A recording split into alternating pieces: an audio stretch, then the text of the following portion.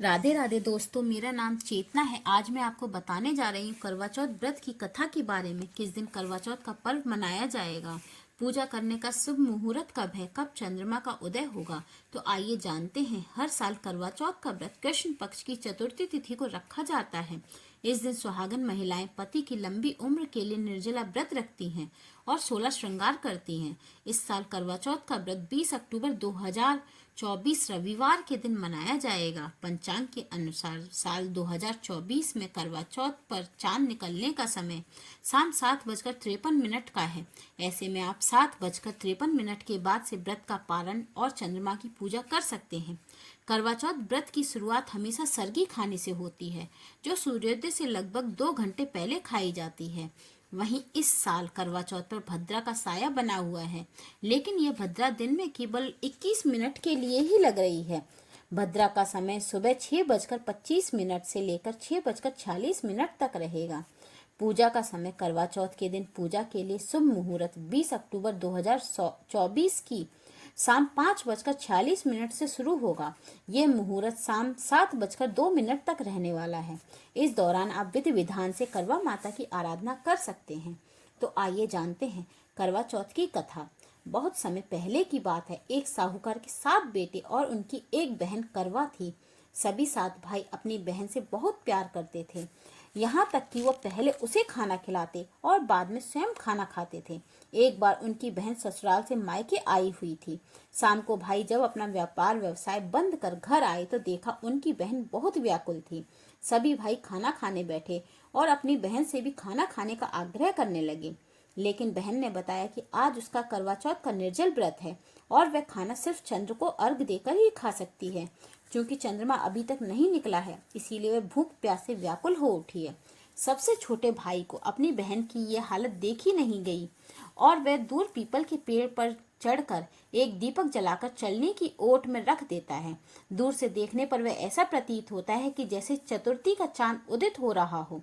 इसके बाद भाई अपनी बहन को बताता है कि चांद निकल आया है, तुम उसे अर्घ देने के बाद भोजन कर सकती हो।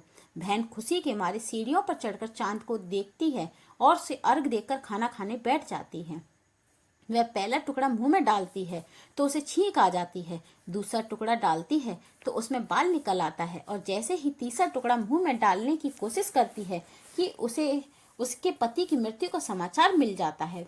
वह बौखला जाती है। उसकी भाभी उसे सच्चाई से अवगत कराती है कि उसके साथ ऐसा क्यों हुआ। करवा चौथ का व्रत गलत तरीके से टूटने के कारण देवता उससे नाराज हो गए हैं और उन्होंने ऐसा किया है। सच्चाई जानने के बाद करवा निश्चय करती है कि वह अपने पति का अंतिम संस्कार नहीं होने देगी और अपने पति को अपने सतीत्व से पुनर्जीवन दिलाकर रहेगी।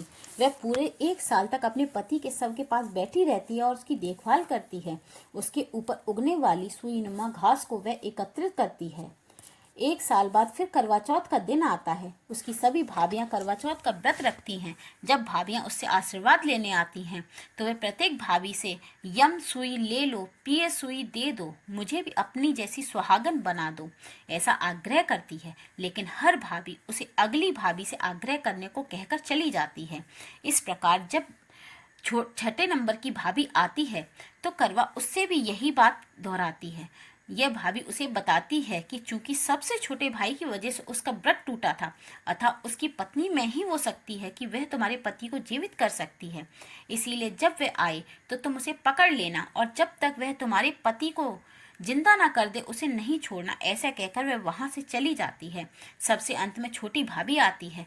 करवा उनसे भी सुहागन बनने का आग्रह करती है, लेकिन वह टालम टोली करने लगती है। इसे देख करवा उन्हें जोर से पकड़ लेती है और अपने सुहाग को जिंदा करने के लिए कहती है। भाभी उसे छुड़ाने के लिए नोचती है, खसोटती है, लेकिन करवा नहीं छोड़ती है। अंत में उसकी तपस्या को देख भाभी पसीज जाती है और अपनी छोटी उंगली को चीरकर उसमें से अमृत उसके पति के मुंह में डाल देती है। करवा का पति तुरंत श्री गणेश कहता हुआ उठ बैठता है। इस प्रकार से प्रभु कृपा से उसकी छोटी भाभी के माध्यम से करवा को अपना पति पुनः प्राप्त होता है। हे श्री गणेश गौरी माँ, जिस प्रकार से करवा को सुहागन होने का वरदान आपसे मिला है, वैसे ही सब सुहागिनों को मिले। जय माता दी। तो दोस्तों, आशा है कि इस वीडियो के माध्यम से आपको करवा चौथ के बारे में उठे सभी प्रश्नों के उत्तर मिल गए होंगे। ऐसी ही धार्मिक कथाओं और तथ्य को जानने के लिए हमारे चैनल को लाइक, शेयर एंड सब्सक्राइब कीजिएगा। धन्यवाद।